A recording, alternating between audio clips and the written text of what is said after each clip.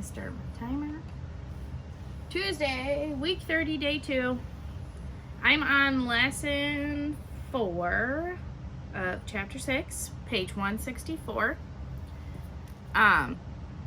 Sorry. Okay, so we're gonna have some vocabulary words today. We just saw that British lost the South, right? So I got my vocabulary notes, so I'm ready to go. Make sure you have a piece of paper out. New piece of paper, new lesson, new piece of paper. So we're starting lesson 4 today, page 164. That's our assignments. Okay. So this is called The Final Years. Dun, dun, dun. Okay, now remember, it started in 1776 when they got mad enough to sign the Constitution. But it was probably before that a lot of little battles were starting. So we're 4 or 5 years into this war now. And so it's coming to an end. But, yeah, this is the last lesson. So probably the end of this week or next week we'll have that test. And remember, it's open book, so I probably won't do a review with you guys. You guys will just do the test. But if you took notes, if you know what the vocabulary words are, or if you use the glossary, or, you know, just look through stuff, you guys have open book test. Okay, so while the British were carrying out their southern campaign, key events were taking place in the north. In July 1780, French warships appeared off Newport, Rhode Island.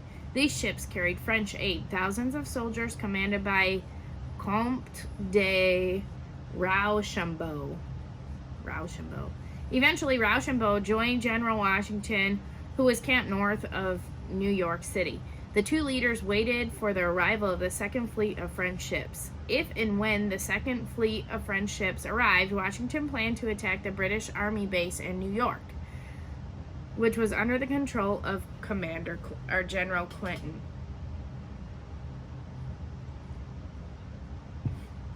As it turned out, the second French fleet never did arrive in the north. Washington and Rochambeau would never launch the attack on Clinton. Instead, both ships and the troops would find better opportunities to strike at the British.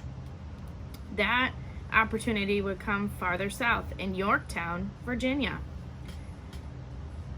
Washington leaves for Virginia. As he waited outside New York, Washington had followed reports of the fighting in the South. In 1781, he sent Lafayette and Anthony Wayne to Virginia to stop Cornwallis. As a result, the results were positive. Lafayette had Cornwallis pinned down in the peninsula on a piece of land surrounded by water on 3 sides. The place was called Yorktown. Washington also got important news about the French's fleet he was waiting for. The ships were headed towards Chesapeake Bay instead of New York. They were going to join the fight to defeat Cornwallis. With this news, Washington quickly changed his plans. He and Rochambeau would advance on the British at Yorktown rather than in New York. Ooh, they're going south. Everyone thinks they're going to attack New York, but they changed plans. They're going south. Washington kept his new strategy for the plan in action in secret. He wanted Clinton to think that the Patriots still planned to attack in New York City. This, he hoped, would keep Clinton from sending aid to Cornwallis.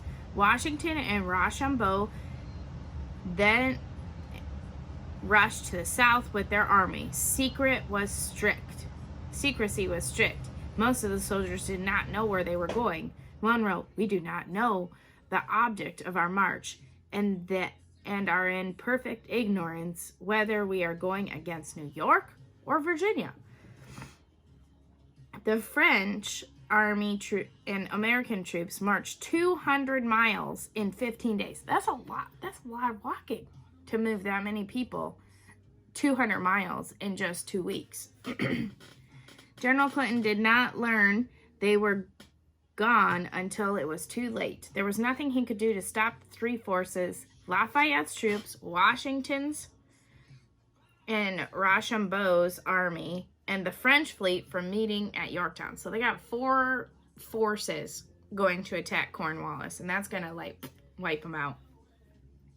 Washington's plan worked perfectly. By the end of September, 14,000 American and French troops stood against Cornwallis's 8,000 and Hessian troops at,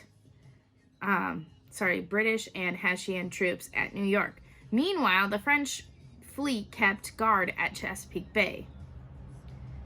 The British ships could not get in to help Cornwallis escape by sea, and General Clinton and the rest of the British army sat helplessly in New York. They were unable to help Cornwallis. The British were trapped.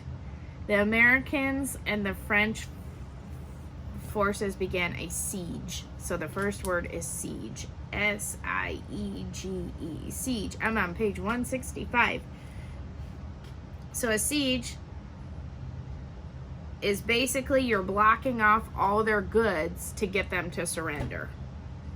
An attempt to force surrender by blocking the movement of people or goods in or out of a place. So blocking supplies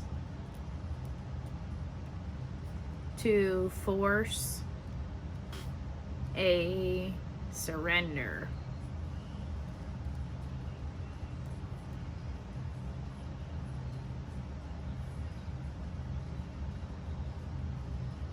Yeah. So siege. Okay.